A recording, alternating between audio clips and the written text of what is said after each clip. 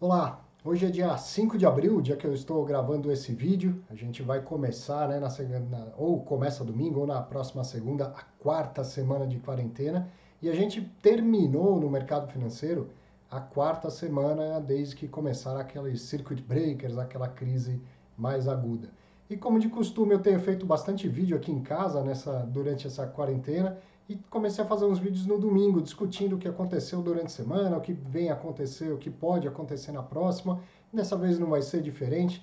Vou fazer um vídeo separado por tópicos para que você assista aquela parte que mais te interessa, um pouco falando sobre mercado, um pouco explicando conceitos, aproveitando para explicar alguns conceitos de finanças, e até hoje eu vou falar do Boletim Focus, explicar como é feito o Boletim Focus.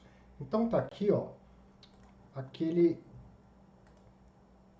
índice que eu tenho feito. Ó, vou falar que a semana foi mais tranquila, vou te mostrar por quê, aproveitar para explicar esse conceito de volatilidade, de desvio padrão, mostrar um pouco do que o governo tem feito, né? Teve lives esse fim de semana com o ministro Paulo Guedes e com o presidente do Banco Central, Roberto Campos Neto.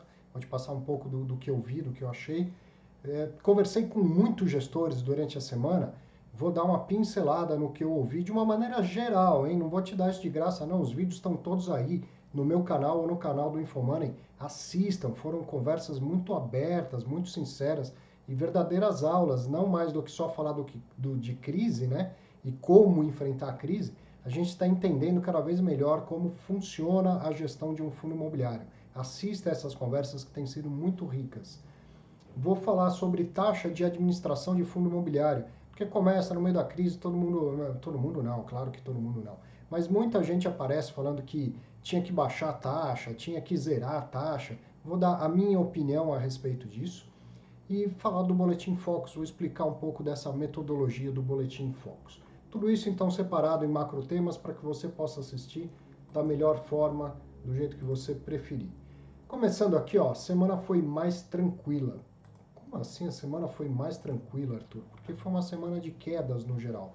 Mais tranquila naquela medida da volatilidade, da amplitude dos movimentos entre uma queda e uma alta, ou entre um dia e outro. Você vai perceber que foi muito mais tranquila não só para os fundos imobiliários, mas também para as ações. Agora, os fundos imobiliários permanecem com uma volatilidade bem menor do que a das ações. Quer ver que legal? Eu quebrei por semanas, ó. Primeiro aqui, ó, deixa eu sair da tela para você enxergar melhor. Primeiro aqui, ó, fechamentos desde o dia 9 de março, os dias que estão em amarelo foram dias que tiveram circuit breakers. Desde o dia 9 de março, como que foi a primeira semana, queda do Ibovespa, queda do IFIX.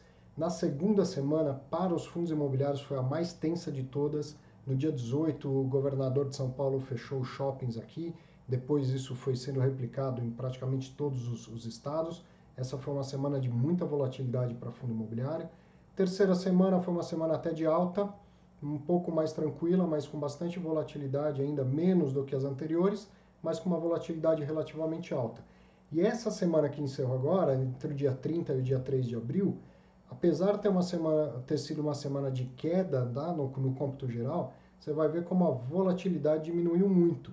Dá para perceber aqui, ó, um dia o fundo imobiliário sobe 0,34 e fix, outro dia sobe 0,68, depois cai 1,20, depois cai 0,75, depois cai 1,14. Quer dizer, a pior queda aqui, ou não é a queda que é importante, hein?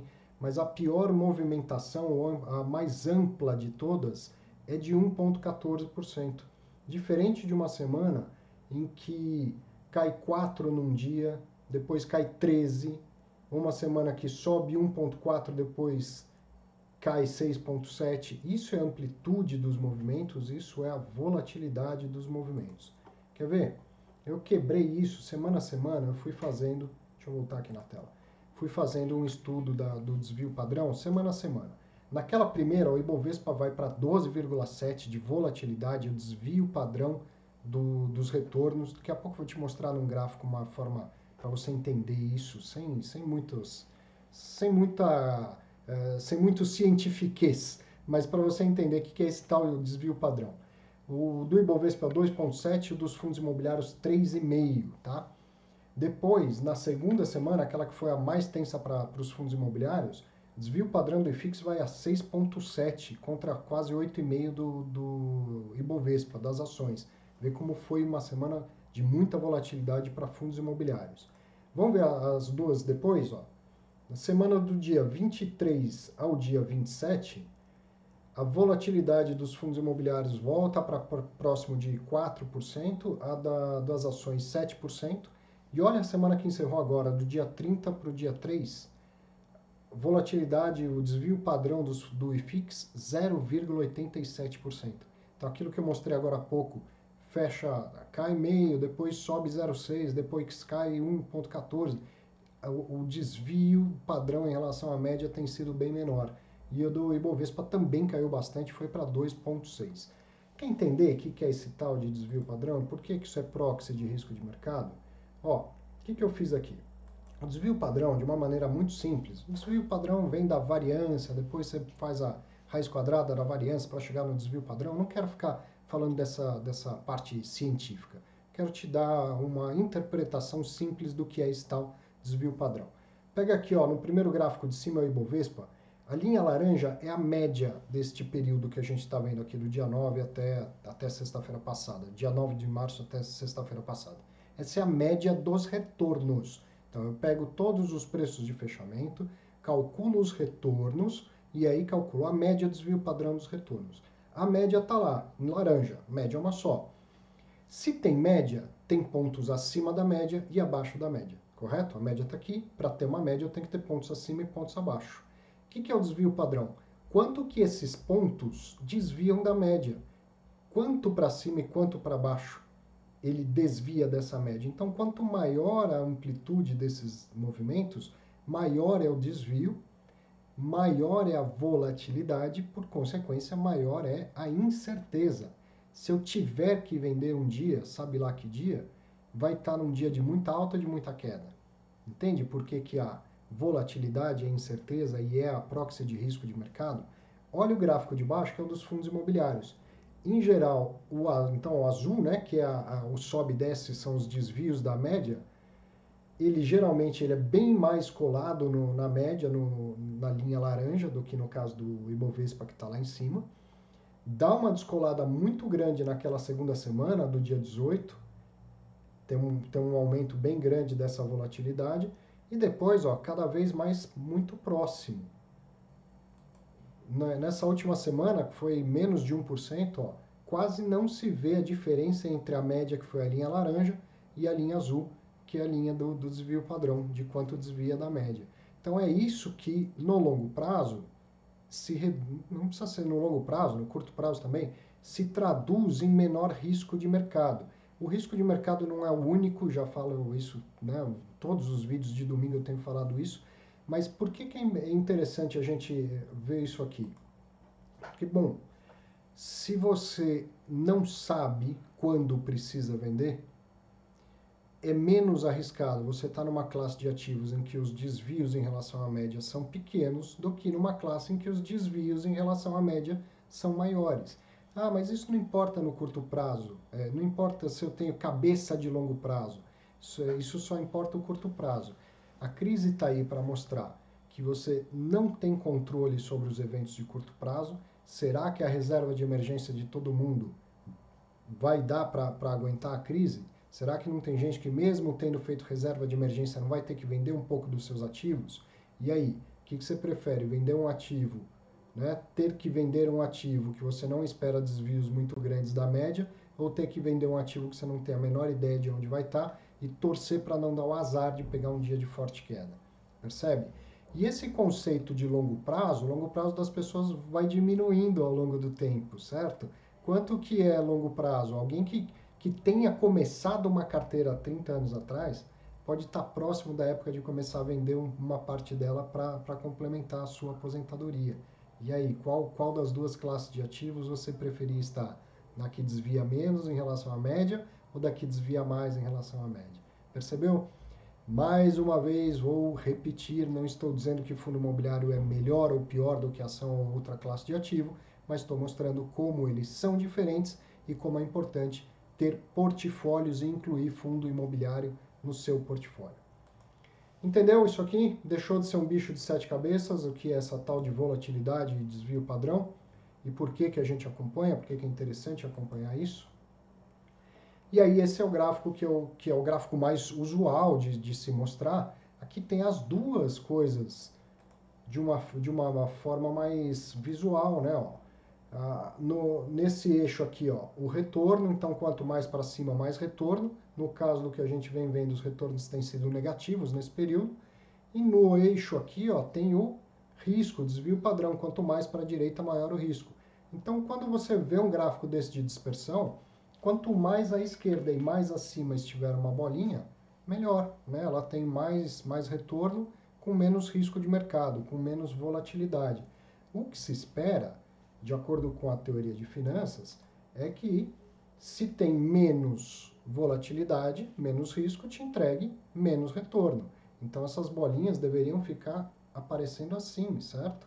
Menos risco, então, ó, mais à esquerda significa menos risco, mais para baixo com menos retorno. E aí apareceria numa escala assim, para quanto mais risco eu adicionar, maior a minha expectativa de retorno. Agora, isso é a teoria de finanças. Ao longo do tempo a gente vai acompanhando as classes de ativos para ver se elas têm se comportado dessa forma mesmo.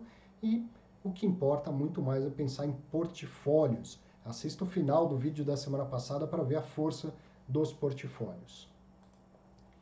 Legal. Vamos falar de outro assunto aqui, ó, o governo atuando. O que eu enxerguei da atuação do governo e principalmente das falas recentes do ministro da Economia e do ministro e do presidente do Banco Central. Vamos dar uma olhada nisso aqui. Ó, o ministro Paulo Guedes fez uma live muito extensa, sugiro que você assista. Dessa vez com representantes da indústria, do comércio. Foi um negócio bem legal. Quem promoveu e transmitiu foi aquele Poder 360. Esqueça, se você é da ideologia A, B, C, política, esqueça isso. O ministro falou e está gravado neste canal. Vá lá e assista se você tem interesse. São mais de 2 horas. Eu vou destacar um negócio que tem muito a ver com o fundo imobiliário. Então, cada representante de setor ia pedindo a palavra e fazendo algumas perguntas, alguns pedidos para o ministro. E aí o presidente da Abrace, que é o Glauco Rumai, ele falou que o setor representa 3% do PIB e 3 milhões de empregos. Confesso que eu não sabia desse dado, né?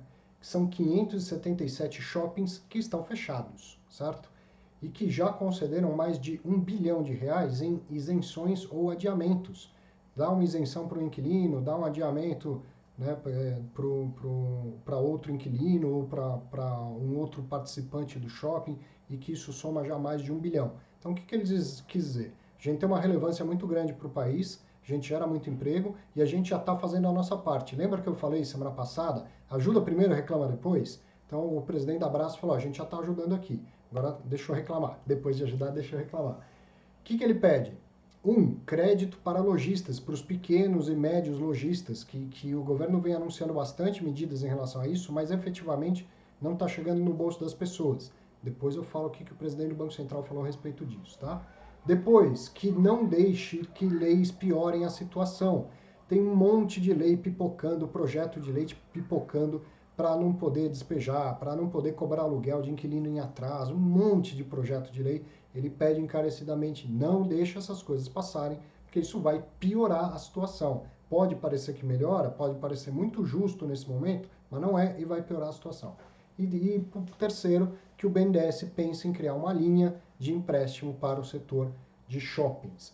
O Paulo Guedes se disse sensível, diz que o BNDES já tem linha que pode ser acessada pelos shoppings, inclusive, não é especial, mas que pode ser acessada pelos shoppings, e falou em especial desse item 2, da questão dessas leis.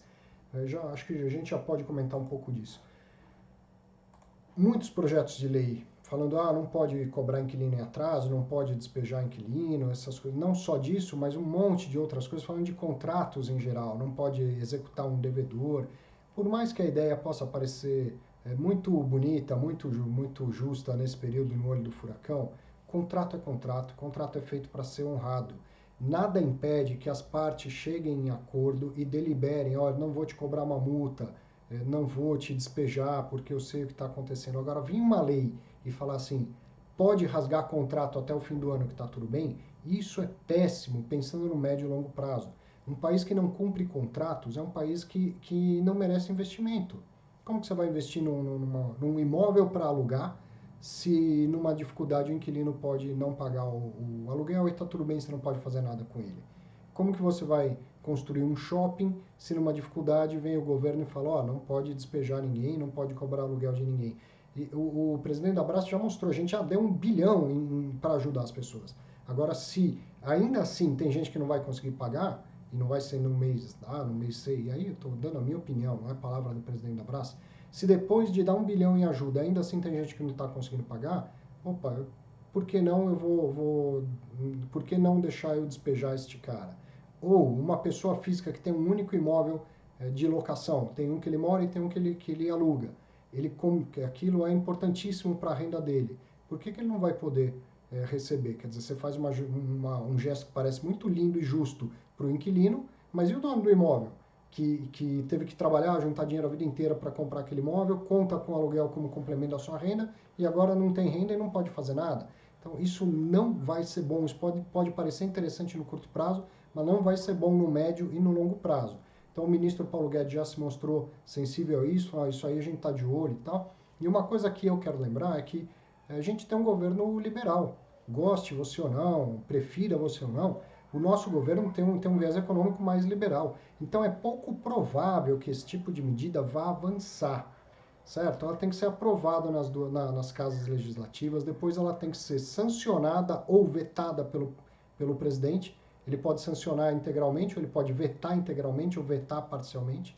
E depois de tudo isso, cabe uma ação direta de inconstitucionalidade, se alguém se sentir, não alguém se sentir lesado, mas se alguém entender que aquilo é inconstitucional. Então, entre um monte de projeto de lei que aparece, isso efetivamente virar uma lei e passar a causar efeitos para as pessoas e sobre os contratos, as instituições, tem um longo caminho e neste longo caminho vai aparecer muitas barreiras, certo? A maioria dessas ideias, elas são mais populistas, elas têm uma ideia mais intervencionista e este governo atual tem uma linha mais liberal, principalmente o ministro Paulo Guedes. Então vai ter barreira contra isso e eu tenho a impressão de que nada muito esdrúxulo vai passar. Eventualmente uma lei que coordene um estado de exceção na justiça, porque o que se prevê também, que depois disso, tudo que ficou acumulado, ou tudo que começar a entrar na justiça agora, vai desembocar no final do ano, no começo do ano que vem, vai ter tanta ação na justiça que vai entupir o judiciário. Então, algo que coordene um período de exceção, mais pensando na organização da justiça, é possível que passe, é possível até que seja benéfico para todo mundo, tá? Mas coisas muito esdrúxulas ou muito intervencionistas, tipo, ninguém precisa pagar e tá tudo bem, não, isso não é bem assim. Toda a história tem pelo menos dois lados, duas versões, e aí esses projetos eles estão olhando para um lado só, e eu acho pouco provável que eles sejam aprovados, que eles não encontrem uma forte resistência no governo. Muito bem, falando de uma live que o presidente do Banco Central fez com a XP, o Roberto Campos Neto. Ele começou mostrando alguns dados que o The Economist Intelligence Unit fez uma previsão de PIB para vários países e para o Brasil eles preveem uma queda de 5,5% do PIB. O PIB no final de 2020 menos 5,5%. Um cenário bem pessimista que ele destacou que não é o cenário do Banco Central. Ele apenas estava mostrando porque tinha um comparativo com vários países. Ele quis mostrar o Brasil um dos países mais afetados. Não é o que se prevê pior queda do PIB, mas é um dos países mais afetados, tá? E também ele fala de uma segunda onda. A primeira onda a gente está vivendo, está tudo fechado, a gente está vendo a dificuldade de pequenos lojistas, de profissionais liberais, principalmente da parcela mais pobre da população. Isso a gente já está vivendo. O que vem depois? Passou o problema da saúde, ou está controlado o problema da saúde, vamos reabrir tudo. O que vem depois? Vem a segunda onda, que tem um forte impacto sobre o setor de serviços. O presidente do Banco Central, né, mostrou um gráfico de reservas de restaurante nos Estados Unidos. Acabou, não tem reserva de restaurante, não tem restaurante aberto. Olha o impacto que é isso no setor de serviços. Então, o setor de shoppings, por exemplo, né? Que também faz parte do setor de serviços. O que todo mundo vem falando que é o cabeleireiro, ninguém vai cortar 2 vezes o cabelo depois que... Assim que passar a quarentena, todo mundo vai correr, vai ter fila no cabeleireiro. Mas ninguém corta em dobro o cabelo, corta uma vez só. Então, isso é o impacto da segunda onda, né? Então, indiretamente, reduz renda e gera perda de valores financeiros, por exemplo, dos ativos em bolsa que a gente já está vendo.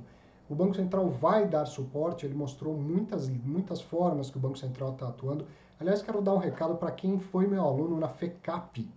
Foram várias turmas lá e a gente falava bastante de macroeconomia. Assista essa live do presidente do Banco Central, baixe no site do Banco Central a apresentação de slides que ele utilizou. Muito do que a gente fala está acontecendo na prática lá. Muito interessante. A gente precisa aproveitar a crise para aprender, para estudar também, para rever conceitos e para aprender novas formas de atuar. Se você foi meu aluno na FECAP, a gente estudou bastante macroeconomia. Baixe essa apresentação e assista a live do presidente do Banco Central. Aliás, um abraço para todos os meus alunos presenciais. Que saudade de dar uma aula presencial e física, né? O que mais que o presidente do Banco Central falou? Que os bancos estão saudáveis. Outra coisa que a gente estudou bastante na FECAP, índice de Basileia, liquidez dos bancos. E quem já teve aula de renda fixa comigo já me viu falar isso de uma forma mais amena. Então, ó, a Basileia dos bancos está ok. A liquidez do sistema bancário está boa, está ok. Os bancos não estão gerando preocupação. Ainda assim, os bancos pequenos e médios vão ter algumas ferramentas a mais para que eles tenham acesso a crédito, a liquidez. Porque os bancos grandes, eles sempre conseguem. E geralmente o que o banco faz nessa hora? Os grandes pega aquela enxurrada de dinheiro que vem do Banco Central, seja, por exemplo, vendendo títulos públicos para o Banco Central, entra aquele monte de dinheiro, o que ele faz? Senta em cima. Ah, vou emprestar, sei lá se esse cara vai me pagar ou não, o momento está muito incerto, né? Aumentou o risco, não vou emprestar.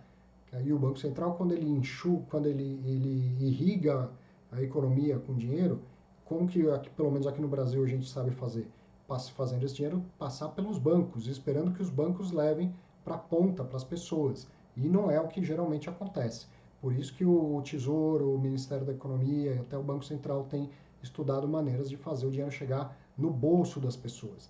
Por exemplo, um pequeno e médio empresário, se ele for lá e cadastrar os funcionários dele e não demitir, o governo vai colocar o dinheiro na conta do funcionário, que é para fazer chegar no bolso. Mas ainda não fez, e isso é uma das grandes críticas que vem sendo feitas ao governo. Olha, as ideias são ótimas, são muito boas, só que ainda não chegou, e as pessoas precisam desse dinheiro, né? Bom, para ajudar a liquidez dos pequenos e médios, olha aí, todo mundo que já teve aula de renda fixa comigo, lembra quando a gente estudou DPGE, Depósito a Prazo com Garantia Especial? Expliquei que teve o 1, depois teve o 2, foi muito eficiente nos momentos de crise de liquidez para dar injeção de liquidez em bancos pequenos e médios. Agora o Banco Central diz que não há uma crise de liquidez, mas mesmo assim o que fez? Um novo DPGE. Né? Lembra, DPGE 1 e 2, o Banco Central não autorizava mais a emissão de DPGE e eu sempre avisei em sala de aula. Porém, se um dia for necessário, certamente vai ter, porque foi eficaz no passado. Veio novamente, novo DPGE. Então, como eu também venho falando de oportunidades na renda fixa, você que tem mais liquidez, que tem mais dinheiro, comece a ligar para o seu assessor na sua corretora e fala, ó, tô sabendo que tem um novo DPGE, me mostra aí. O que é esse DPGE? É um CDB turbinado, tá? Eu não tenho detalhes, procurei detalhes sobre esse DPGE não, eu encontrei, mas certamente nos próximos dias a gente vai ver. Mas o que foi no passado o DPGE? Como se fosse um CDB turbinado com garantia do FGC para até 20 milhões de reais. Não a garantia normal que a gente conhece do FGC. Garantia para até 20 milhões de reais. E garantia também que em 3 dias úteis o dinheiro está no seu bolso em caso de quebra do banco. Ou seja, o FGC normal, além de ter uma cobertura muito menor, a gente nunca sabe quanto tempo demora para chegar o dinheiro de volta, né? Recentemente teve, se não me engano, a financeira da casa que foi liquidada, demorou 15 dias e o dinheiro voltou para as pessoas. O DPGE, pelo menos era assim o DPGE 2, 20 milhões de garantias garantidos pelo FGC e também garantia que em 3 dias úteis, em caso de intervenção ou liquidação do banco, 3 dias úteis o dinheiro estaria no bolso do aplicador. Então, uma oportunidade interessante em renda fixa se você tem bastante dinheiro, porque isso não é para varejo. Tá? O prazo é longo, obviamente. Se o problema é dar liquidez para banco, você não faz um negócio que tenha liquidez diária. Então, o prazo deve ser de pelo menos 24 meses, não permite resgate. Você pode até procurar negociar no mercado secundário, mas não tem resgate. Então, e volumes grandes, né? O ticket de entrada é alto. Se você tem bastante dinheiro, procure DPGE nas corretoras a partir de segunda-feira. Provavelmente o seu assessor não vai saber te informar, mas dá um aperto nele que ele vai procurar. Ah, Arthur, e eu que não tenho tanto dinheiro assim? Não tem tanto dinheiro assim? O governo também falou, o presidente do Banco Central falou de estímulos para LCA, porque é uma forma também de fazer o dinheiro chegar no mercado agro. Então a LCA você já conhece, já está habituado, vai aparecer mais LCA, mais bancos emitindo, aperte o seu assessor. Veja qual é a situação. Concorda que o risco de crédito aumentou?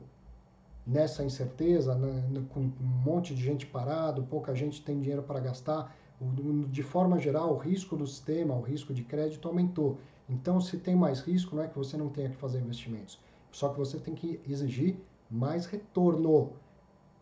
Espreme o seu assessor lá no banco, na corretora, o seu gerente do banco na corretora. Oh, apareceu uma LCA legal aqui, ó, ela paga 80% do CDI. Fala, amigo, não vem com esse papo comigo não. Quero mais, porque o momento é de mais risco. Evidente que o banco que está emitindo tá aceitando pagar mais por essa LCA. Tá? Espreme o cara lá. Tá? Não é para não fazer, é para fazer, é para aproveitar oportunidades que não estão só nos fundos imobiliários e nas ações. Na renda fixa também tem oportunidade, mas se o risco é maior, exige uma expectativa de retorno maior. Então, novo DPGE para você que tem bastante dinheiro, aproveitar e diversificar mais ainda seu portfólio. LCA para gente de qualquer tamanho de portfólio. São duas oportunidades que o Banco Central está sinalizando. Vamos seguir. Depois, finalizando, o Roberto Campos também falou da importância de manter contratos e que o governo está atento a isso, a não deixar que esses projetos de lei sejam aprovados de uma maneira muito intervencionista. E aí ele diz que é momento de paciência e momento de união. Sobre essas críticas de que o governo fala, mas até agora não chegou no bolso do trabalhador, ele mostrou, olha, outros países estão na mesma situação. Falou que nos Estados Unidos vai chegar um cheque para os trabalhadores lá para o meio de abril. E tem uma segunda remessa que vai chegar em maio.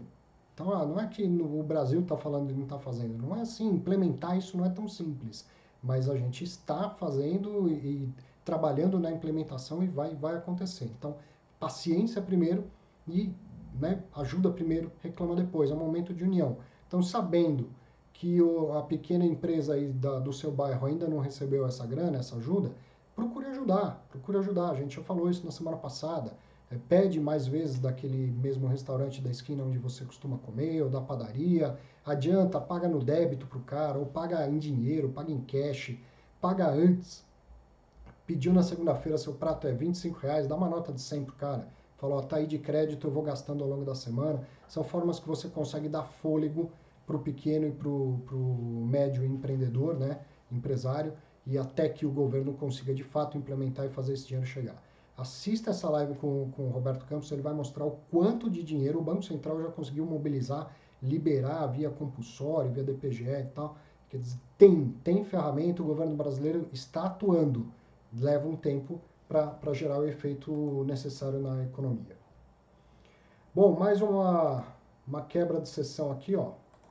Vou falar um pouco das conversas que tive com os gestores de fundos imobiliários. Como eu já tinha adiantado, não vou te falar muita coisa, não vou te dar todos os detalhes, porque eu acho que você deve assistir, assim como deve assistir as entrevistas com o presidente do Banco Central e com o ministro da Economia. Bom, falei com gestores da 20, do CSHG, da RBR e da RED. Isso ao longo não só da semana passada, da outra semana eu tinha falado com Rodrigo Coelho e Leandro Busquet da 20. Evidente que ao longo da próxima semana eu vou falar com mais gestores também. Bom, a grande maioria dos fundos tem situação de caixa confortável, não tem problema. Pode vir a ter algum problema com pagamento de aluguel, com recebimento de CRI, seja do juros, seja da amortização. Não tem nenhum segmento que esteja imune a esta crise. Evidente que o segmento de shoppings, o segmento de hotel, são os mais impactados no primeiro momento e que aqueles CRIs high yield, aqueles de alta rentabilidade, que obviamente por consequência trazem também mais risco para o investidor, o principal risco é o risco de crédito e esse risco ele vai aumentar, não só o risco, a ocorrência de eventos de crédito, de falta de pagamento vai aumentar. Então é evidente que CRI, high yield, shopping e hotel são os mais impactados, mas não tem nenhum setor que está livre rindo à toa. Não tem nenhum setor que não esteja imune a alguma dificuldade dos inquilinos, algum pedido de prazo, alguma falta de pagamento efetivamente, tá? E eventuais renegociações contratuais vão ser negociadas caso a caso. Isso todos eles falaram a mesma coisa. Não tem uma política, vou dar 3 meses para todo mundo, vou dar 50% de desconto para todo mundo. Não tem uma política para todo mundo, porque nem todo mundo precisa. E muita gente que pede não precisa. Então cada gestor vai sentar caso a caso, avaliar se precisa ou se não precisa. Em geral, eles tendem a ser bastante compreensivos. Lembra que inquilino é parceiro, eles vão ser compreensivos. O pessoal do CCHG foi bastante claro em relação a isso. A gente vai procurar ajudar os nossos parceiros inquilinos, os nossos parceiros devedores dos CRIs, a gente vai procurar ajudar. Não é momento de ser extremamente duro, tá? Mas isso para quem precisa, para quem realmente mostrar que tem necessidade, tá? Shoppings terão retorno lento e gradual. Então, passando toda essa fase de fechamento, de lockdown, então é que isso, principalmente quem disse foi o André Freitas da Rede. Aqui abriu o shopping, vai lotar tudo de novo. Assim, no primeiro momento, não vai lotar uma sessão de cinema. As pessoas vão continuar meio receosas, com um pouco de medo de aglomerações. Você não vai enfiar 400 pessoas sentadas um do lado do outro numa sala de cinema. Já na circulação das lojas, isso volta, então vai voltando gradualmente. Agora, se você está pensando, nossa, é verdade, nunca mais vai encher uma sala de cinema, vai encher uma sala de cinema. Já teve SARS lá em 2002, no começo as pessoas ficam receosas, depois fica todo mundo tranquilo, relaxa e segue a vida normalmente. Mas não é um retorno assim do 0 a 100%, é um retorno que vai acontecendo gradualmente. E com certeza o varejista ele vai ser criativo, ele vai ser inventivo nesse momento. Não vai dar para ter Dia das Mães em maio, vão inventar o Dia das Mães em outubro, sei lá. Vocês podem ter certeza que os shoppings vão dar um jeito de retomar. Não vai ser uma retomada super acelerada, mas vai ser gradual e com bastante empenho para que ela não seja muito lerda, né? Shoppings alavancados, não estou falando de fundo imobiliário, estou falando de shopping. Imagina a empresa que é dona do shopping, a empresa que tem vários shoppings. As que estiverem alavancadas, elas vão ter necessidade de capital, de fazer uma chamada de capital. E aí que pode aparecer oportunidades para os fundos de shopping também. De aproveitar um bom shopping que ele consiga comprar um pedacinho maior, ou colocar um shopping que ele ainda não tem no portfólio, que ele gostaria de ter, mas que não estava disponível para venda. Então, empresas que estejam alavancadas, elas podem precisar de dinheiro, podem precisar vender um pedaço dos shoppings, e aí vem oportunidade para fundos imobiliários.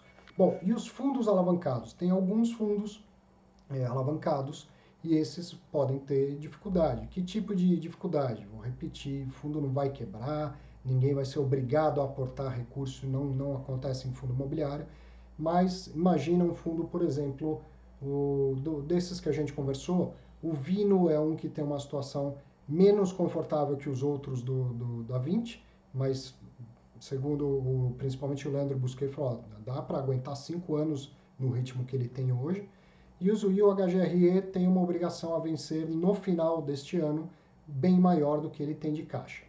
Bom, e aí o que acontece? Tem muitas formas de solucionar, alugar, no caso do HGRE, aluguel do que está vazio já solucionaria, pode fazer securitização de outros contratos de locação, pode ter que fazer uma emissão de cotas. E tem outros fundos, não só desses gestores, tem fundos numa situação que é bem provável que tem que fazer uma emissão de cotas. Mais uma vez, não é uma chamada de capital, não é uma obrigação do atual cotista de colocar dinheiro. É uma nova emissão de cotas que você pode comprar ou não. É uma opção sua. Se você não comprar, o vizinho vai comprar, você vai acabar sendo diluído, vai ter uma parte menor da proporção que você tinha antes. Não é o melhor cenário. Bom é quando tem uma nova emissão para aumentar o patrimônio. Essa é uma nova emissão para conseguir manter o patrimônio. Claro que não é o melhor cenário, mas pode ser uma saída necessária. Ainda assim, não estamos falando de fundos quebrando, não é o caso, ok? Não é o caso. Mas eu tenho uma obrigação de curto prazo, menor do que o tamanho do meu patrimônio. No caso do HGRE, isso ficou muito claro. O patrimônio é de 2 bilhões de reais e a dívida a vencer no final do ano é de 125 milhões, 129 milhões. Percebe que não dá, né, para 129 milhões quebrar um fundo de 2 bilhões, certo? Não é isso que está acontecendo, mas assistam a essas entrevistas para entender as vertentes, as situações, os momentos de cada um e principalmente o que esses gestores estão falando para depois da crise. Que isso é muito interessante da gente entender também, né?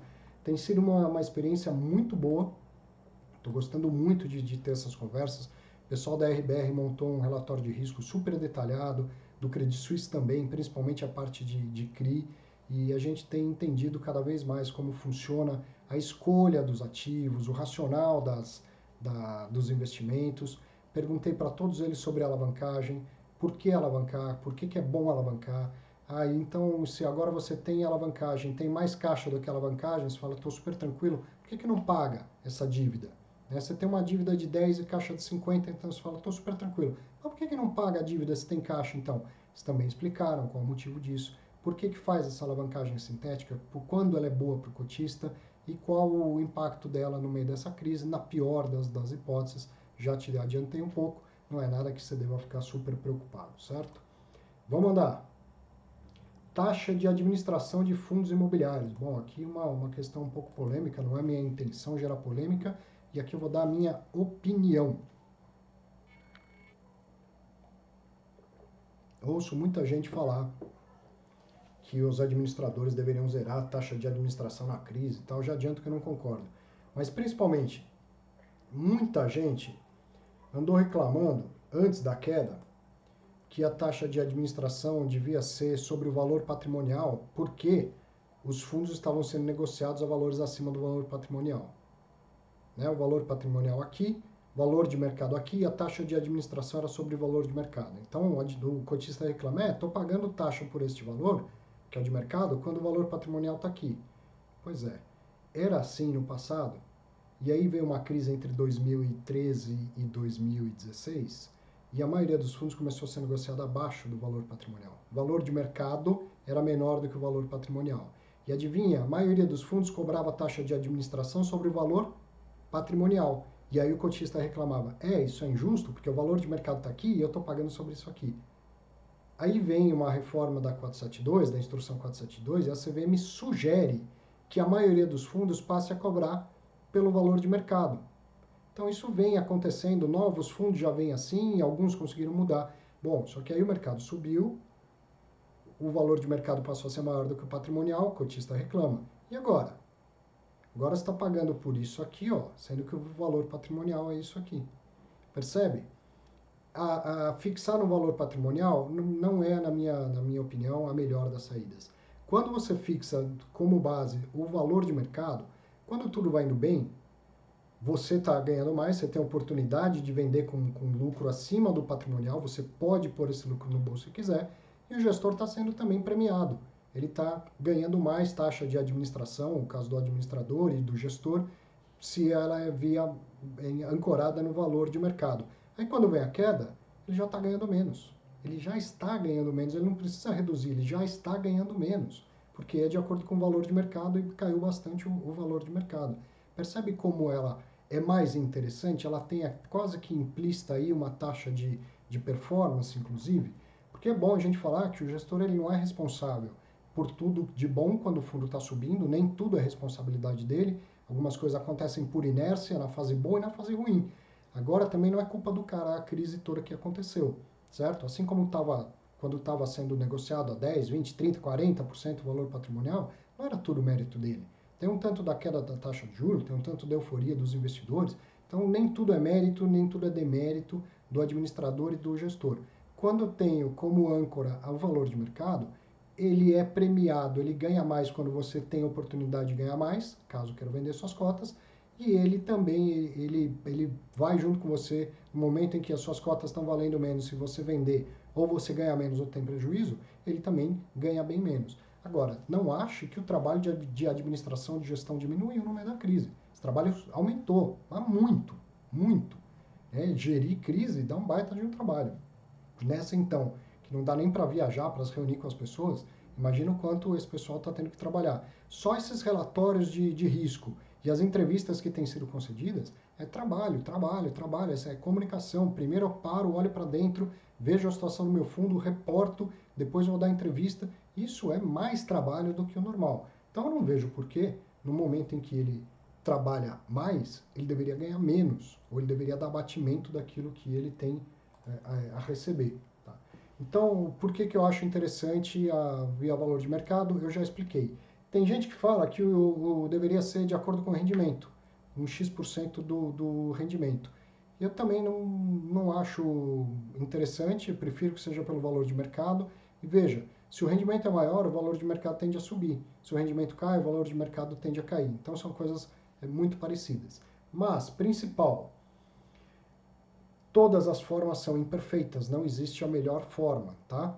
Eu gosto da ideia de ser via valor de mercado e também gosto que esse percentual seja ajustável, seja escalonável de acordo com o tamanho do fundo. Então, era 1,5 sobre o valor de mercado, mas se o fundo atingir 1 bilhão de valor de mercado, cai para 1. Se o fundo atingir 2 bilhões, cai para 0,75. Isso eu acho bastante justo. Isso eu acho justo. E nem todo fundo faz isso. Então, tem fundo que vem crescendo, crescendo, crescendo, mesmo com queda de cotação, cada vez que ele aumenta o valor patrimonial, cada vez que ele faz mais emissão de cotas, o valor de mercado cresce junto, porque o valor de mercado é o último preço, última cotação, multiplicado pelo número de cotas. Então, quanto mais ele emite cotas, maior o valor de mercado do fundo. Então, se está aumentando o valor de mercado, por que não ir diminuindo esse percentual, tá certo? Em reais ele vai ganhar mais, porque uma coisa é ganhar, por exemplo, 1% de 1 bilhão, e se ele ganhar 0,5% de 2 bilhões, em valores nominais é a mesma coisa. Então, se é 1% enquanto é 1 bilhão, vai para 0,75 quando chegar a 2 bilhões. Olha, diminuiu para você e continua aumentando para ele. Vai sendo escalonado, vai sendo bom para todo mundo. Na minha opinião, essa seria a melhor forma, a forma ideal, tá? Mas não tem a forma perfeita, nem todos os fundos têm que ter a mesma forma de cobrança. Não, mas tem um segmento que é tão diferente que não faz sentido essa forma que você está falando. Deveria ser sobre a renda, sobre o disponível, sobre as gerações. Eu não sei. Põe no regulamento, não tem problema. Não é obrigatório todo mundo ter a mesma forma de cobrança, tá? E o que eu acho, muita gente se pega na taxa de administração, a taxa de performance deveria ser motivo de tão ou mais atenção do investidor do que a taxa de administração e gestão. Taxa de performance, muitas delas estão ancoradas no CDI, o que no passado fazia sentido. Na circunstância em que o CDI era 10, 12, 14, era muito difícil bater o CDI. Agora não. Agora bater o CDI é muito fácil. Veja, conceitualmente falando, do ponto de vista da teoria de finanças, o CDI, que é aquilo que você tem numa aplicação de renda fixa pós-fixada, como o Tesouro Selic, isso é o que se chama de custo de oportunidade. Isso é o que se chama na academia de risk-free, de ativo livre de risco. Ninguém deveria ser premiado por te entregar mais do que o ativo livre de risco. Você não faz uma aplicação que tenha risco se você não espera, no mínimo, ganhar mais do que o ativo livre de risco, que seria, no caso, o CDI. Agora, no passado, conceitualmente falando, isso já era verdade. Era injusto cobrar a taxa de performance sobre o que excedesse o CDI, com o CDI a 10, 12, 14? Não. A teoria e a prática não andavam muito juntas aqui no passado. Agora que o CDI está abaixo de 3,5% ao ano, teoria e prática andam de mão dadas. Não faz sentido pagar a taxa de performance porque alguém superou o CDI, porque isso é o mínimo. Para você investir em renda variável, você tem que esperar ter mais do que o CDI. Então, a taxa de performance que eu acredito que deveria ser mais olhada mais de perto pela maioria dos investidores. Tem fundo que a taxa de performance é o que superar IPCA mais 3, mais 4, faz sentido. Eu costumo dar o exemplo que taxa de performance é uma medalha, uma premiação que você dá pelo gestor quando ele faz algo grandioso por você. Então, se o cara terminar a maratona em menos de 4 horas, sei lá, eu não sou corredor, se o cara conseguir terminar uma maratona em menos de 4 horas, você vai lá e dá uma recompensa para ele. Agora, se ele dá uma corridinha até a esquina, ele não merece recompensa por causa disso. Então, não é que a taxa de performance seja ruim, mas ela tem que estar ancorada, que é o tal do benchmark, né, que é o índice de referência, em algo que seja condizente com o retorno e o risco que você assume quando investe em fundo imobiliário. Então dá uma olhada para ela também, para a taxa de performance. E aí, para finalizar, ó, não, os gestores não têm obrigação de baixar as taxas ou de zerar a cobrança só porque estamos em crise. Não, essa é a minha clara opinião. Eu procuro ser uma pessoa pró-mercado. Isso não significa ser sempre pró-cotista, sempre pró-administrador, sempre ser pró-regulador. Já critiquei todo mundo. Eu tento ter uma visão, já que eu tenho esse privilégio, essa oportunidade de conversar com todos, eu tento ter uma visão com um pouco do olhar de todo mundo. Então eu não sou necessariamente pró-cotista, eu tento ser pró-mercado. E eu não acho que neste assunto específico o cotista que reclama que o cara devia baixar ou abrir mão de taxa de administração esteja correto. Esta é a minha opinião, fique à vontade para expressar a sua. Eles continuam administrando e eles têm trabalhado muito mais do que trabalhavam antes. Então, não concordo em abaixar ou em zerar a taxa de administração ou de gestão. Se alguém quiser fazer por liberalidade, vai fazer. Não vou achar errado, não vou achar ruim, mas não acho que ninguém tem obrigação de fazer, tá? E você não tem obrigação de ser cotista de nenhum fundo. Então, se você não confia no gestor ou se você acha que a taxa de administração não condiz com o trabalho que ele faz e entrega, venda ou não invista no fundo, não compre cotas ou venda as cotas que você tem, ou se organize, mobilize investidores e mande uma sugestão. Pede para o gestor sensibilizar, flexibilizar. Se você chegar até 5% de cotas, você consegue convocar uma Assembleia Geral. Ou você se mobiliza, ou você simplesmente não invista naquele fundo. Tem mais de 200 fundos, tem mais de uma dezena de administradores e gestores. Procure aquele que te deixa confortável, certo? Vamos lá. Para terminar, boletim Focus do Banco Central. Que para a gente entender uma curiosidade, um negócio importante que é o boletim Focus. Ó, deixa eu aparecer aqui na tela. Esse boletim Focus foi divulgado na segunda-feira passada, então na próxima segunda-feira, às 8h30 da manhã, vem mais um boletim Focus. Então esse é o da segunda-feira passada. O PIB, projeção de PIB para 2020 era de menos 0,48. Eu te falei no começo desse vídeo que o presidente do Banco Central mostrou uma previsão de PIB que não é a do Banco Central, tá? Mas de uma entidade privada, menos 5,5 no Brasil. O Itaú, durante a semana, soltou um relatório macro com previsão para tudo isso que a gente está vendo, Selic, câmbio, IPCA. A parte de PIB ele prevê menos 3,3. E aí vem o boletim Focus e fala em menos 0,48. Caramba, que é isso? Um fala menos 5,5, outro fala menos 3,3. E o Banco Central fala em menos 0,48. Será que ele está querendo amenizar a situação? Não. O Boletim Focus é uma ferramenta sensacional, gratuita e que você deveria acompanhar. Isso não é a opinião do Banco Central. Como funciona o Boletim Focus? Todas as instituições financeiras, elas têm uma senha que dá acesso direto a um dos sistemas do Banco Central. Os economistas dos bancos, das corretoras, das assets, eles durante a semana eles vão lá e vão colocando as opiniões deles sobre PIB, dólar, inflação, um monte de fator macroeconômico. Eles vão colocando lá as opiniões dele para curto, médio e longo prazo. No final de semana, fecha o sistema, o Banco Central compila todos os dados e na segunda-feira de manhã ele divulga a mediana das opiniões dos economistas. Então não é uma opinião do Banco Central, é uma opinião do mercado. Percebe? O Banco Central só compila e libera isso gratuitamente para todo mundo. E aí, obviamente, que pode ter, no meio de tanta opinião, muita opinião divergente. Por isso que o Banco Central usa a mediana. E daqui a pouco eu vou te explicar o que é a mediana, a diferença de média, moda, mediana, para você entender que é que nem taxa de administração. Todas as formas são imperfeitas, mas procura-se uma que amenize as imperfeições, tá? Vamos ver um exemplo disso? Olha que legal. Imagina, você já entendeu o que eu te falei agora, que todos os... Vou trocar de lado aqui. Todos os economistas das instituições financeiras podem, se assim quiserem, eles também não são obrigados, durante a semana ir lá e dar opiniões. Então imagina aqui sobre o PIB O economista do banco A vai lá e coloca, acho que vai cair menos 20. Cara, tá pessimista pra caramba. Ele acha que vai cair menos 20. O banco B acha que vai subir 0,5 em 2020. O banco C acha que sobe 1,8. O banco D acha que cai 5,5. O banco E acha que cai 0,48.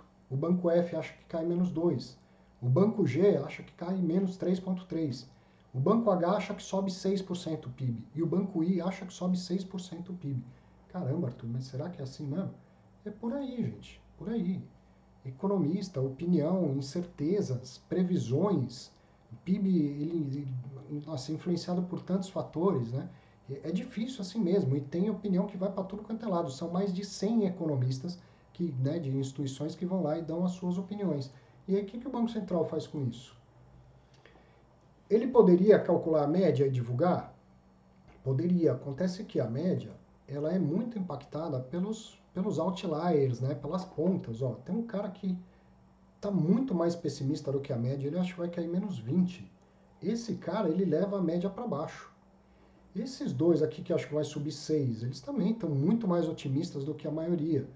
E eles também carregam essa média. Então, o melhor aí não seria usar a média. Outra coisa, é importante tentar evitar que esses dados sejam manipulados. Se fosse a média e eu quero jogar a previsão de PIB para baixo, eu vou lá e coloco um menos 20, menos 30. Eu posso pôr o valor que eu bem quiser. E aí eu sei que vai aparecer na segunda-feira do Boletim Focus uma média bem menor do que seria, né? Porque eu fui lá e carreguei ela para baixo. Poderia ser um exemplo contrário, carreguei ela para cima. Então a média não seria uma boa forma de tratar esses dados e divulgar o mercado. Então o Banco Central usa o quê? A mediana. O que é a mediana?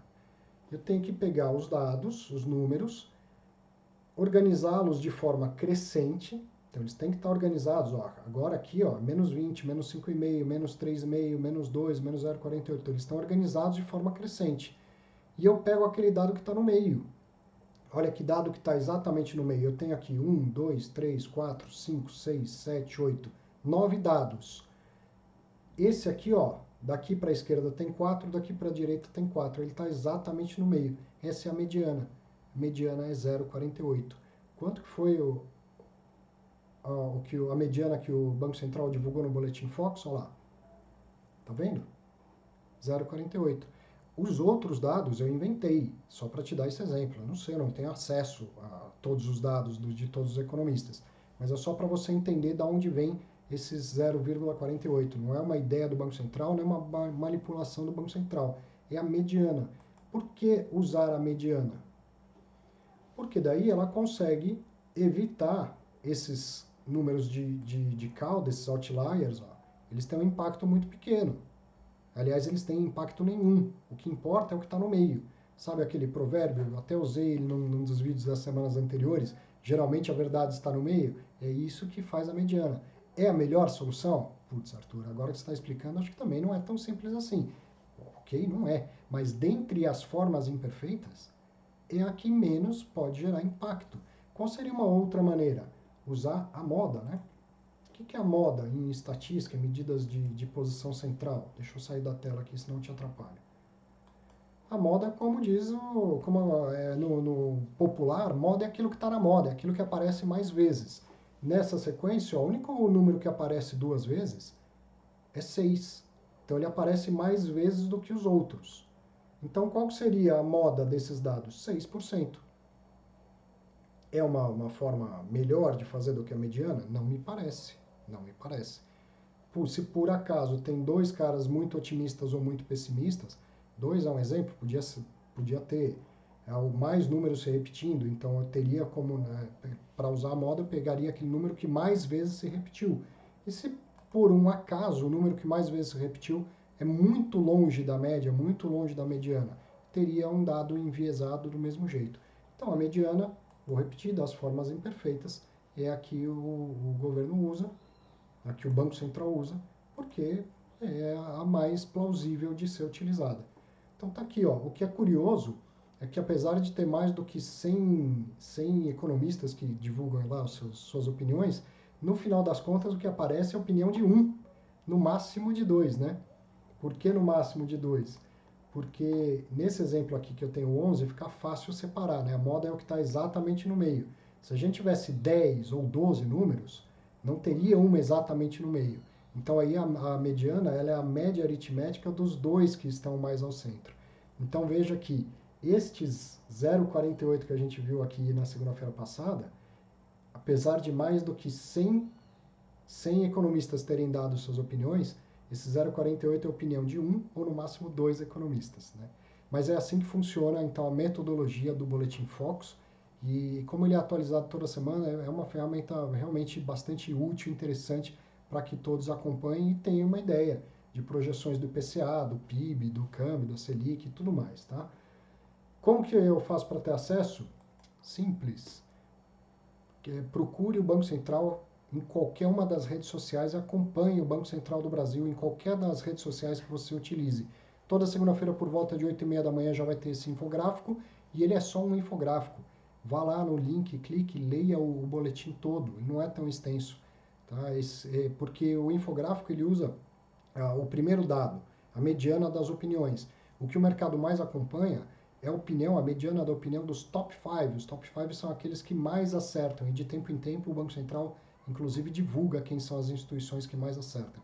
E o infográfico não é dos top 5, então vá lá, abra o e-mail mesmo, abra o arquivo, baixa um PDF e veja todas as opiniões, inclusive para outros fatores macro. Certo? Vou ficando por aqui nesse vídeo. Semana que vem faço mais. Estou gostando bastante dessa interação. Tenho percebido pelos comentários que você também tem gostado. Chegam críticas, chegam elogios, chegam dúvidas, mas em geral bastante interação. É sinal de que você assiste, gosta e tem inclusive vontade de mandar o seu recado, sua dúvida, sua crítica. Gosto muito também de ter esse contato. Vamos chegando ao final. Força aí, hein? Pera lá. Um pouquinho que eu quero te passar uma última mensagem aqui, ó.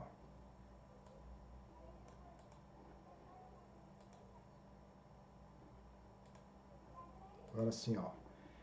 Força aí, mais uma semana de quarentena, sei que não tá fácil, mas vai valer a pena. Putz, o comércio tá quebrando e tal, mas tá no mundo inteiro, você tá acompanhando, vai valer a pena, a gente vai sair dessa com paciência, com solidariedade, com criatividade.